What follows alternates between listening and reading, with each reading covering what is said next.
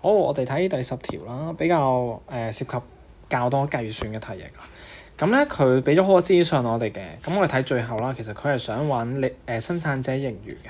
生產者嘅盈餘咧，其實佢要揾咗總收入先，再減翻佢嘅總可變成本。咁要揾總收入嘅話咧，就要揾到個 Q，即係產量。我哋而家淨係知道個 P， 咁點算咧？咁其實就要睇呢度啦。佢係售價者，所以佢係一個完全競爭市場。咁利潤極大化嘅條件其實就係價錢等於邊個成本，嗰下就係嗰個產量。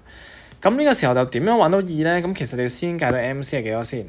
咁啊點樣計 MC 咧？咁就嚟計呢3嚿嘢啦，呢2嚿嘢啦。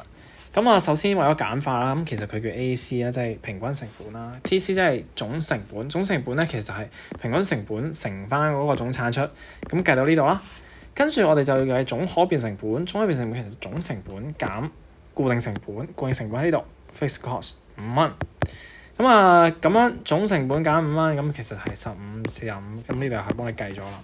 OK， 咁啊好似梗係到 MC 即係邊際成本，邊際成本點計嘅咧？咁其實就係咧睇翻呢度，咁其實就係由下一個總成本減翻上一個總成本，就得出佢嗰個邊際成本係幾多嘅。咁其實就15、30、40、50啦咁樣。咁點解係15咧？因為佢唔生產嘅時候都有5蚊嘅固定成本。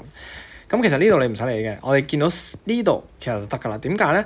因為邊際成本都係30嘅時候，佢就正正等於呢個產品嘅價格30，亦即係話佢嘅產量係會生產到2嘅。揾到2其實就已經水落石出啦個答案。因為點解咧？我哋總收入就揾到啦，就係2乘30，產量2乘價錢30。呢度應該調一調啊，因為我寫 P 乘 Q。好，跟住再減翻產量2嘅時候嘅總可變成本，即係45蚊啦。咁減翻45蚊，咁得出就係15蚊，成個答案都揾到啦。